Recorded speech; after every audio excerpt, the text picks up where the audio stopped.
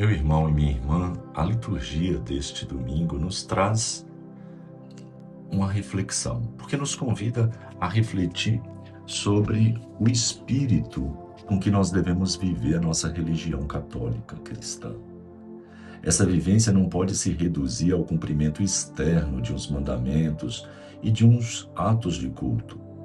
A religião ela deve ser baseada na misericórdia de Deus e vivida com o espírito de autenticidade acolhida. E as leituras elas ilustram com alguns exemplos. Na primeira leitura, no livro de Oséias, capítulo 6, versículo de 3 a 6, Oséias exorta o povo à conversão. O povo, diante do perigo iminente de uma invasão síria, ele começou a oferecer muitos sacrifícios para controlar Deus. Mas a conversão não era sincera nem perseverante.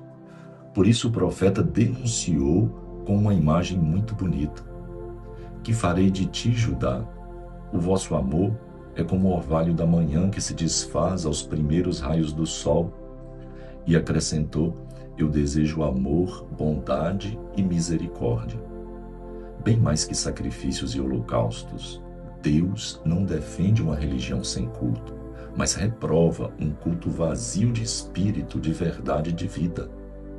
Deus quer um coração verdadeiramente em comunhão com Ele e capaz de gestos concretos de amor, de ternura, de bondade, de misericórdia em favor dos irmãos. Misericórdia significa coração generoso e leal, leal para com Deus e leal para com seus filhos, especialmente os mais necessitados. Essas falas e falsas motivações podem estar presentes ainda hoje. Deus torna-se um pronto socorro nas emergências de muitas pessoas. Por isso ele continua nos dizendo, desejo amor, bondade e misericórdia, bem mais do que vossos sacrifícios e muitas práticas de piedade. Se essas práticas não tiverem uma profunda motivação interior, tornam-se vazias e até desprezadas pelo próprio Deus. Na segunda leitura, São Paulo apresenta o exemplo de Abraão. O que o tornou um modelo para todos nós não foram suas obras, mas sua adesão total e incondicional a Deus e aos seus projetos. Vemos lá na carta aos Romanos, capítulo 18, versículo 25. O Evangelho narra o chamado de São Mateus e a refeição de Jesus com os pecadores. Mateus capítulo 9, versículo de 9 a 13. Mateus, quem era ele? Era um cobrador de impostos para as autoridades romanas. Ou seja, ele tirava do povo judeu e levava para os romanos. Por isso, ele era discriminado, excluído da vida social e religiosa, mas Jesus passou diante dele e o convidou para segui-lo. No reino, meu irmão, minha irmã, há lugar para todos nós, mesmo para os desclassificados. Mateus ele aceita imediatamente. Para agradecer a atenção recebida, ele ofereceu um jantar na sua casa para o mestre, convidando amigos e conhecidos. Sentar-se à mesa com alguém significa estabelecer laços profundos e familiares com essa pessoa. Os bons, entre aspas, os fariseus, eles criticaram a atitude de Jesus junto aos discípulos.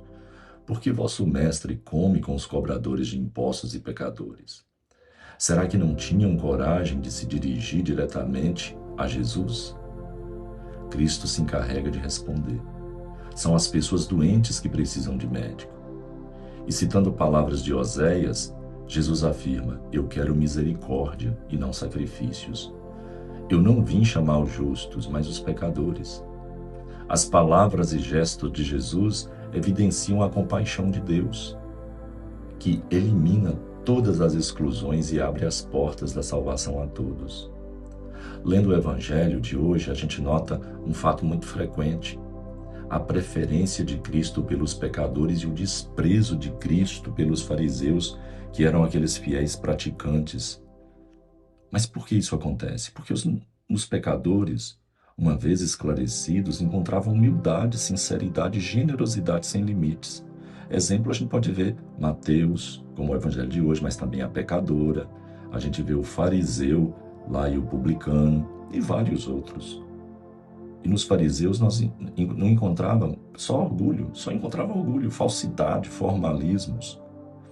Por isso que ele diz: esse povo me louva com os lábios, mas seu coração está longe de mim. Essas duas tentações são ainda atuais.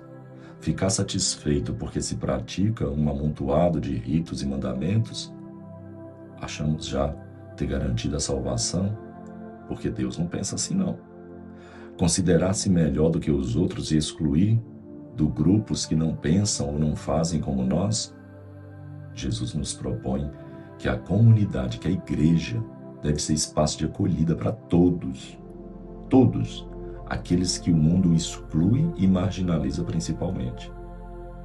Quais são nossas motivações religiosas? Será que nós nos assemelhamos ao comportamento de Cristo ou a gente parece mais os fariseus?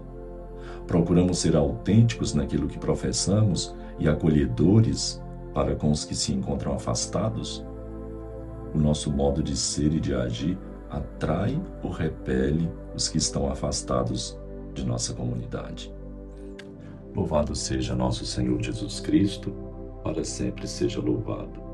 E abençoe-vos o Deus onipotente, o Pai, o Filho, o Espírito Santo, e permaneça para sempre. Fique em paz. E até o nosso próximo encontro, meditando a liturgia dominical. Fique em paz, fique com Deus.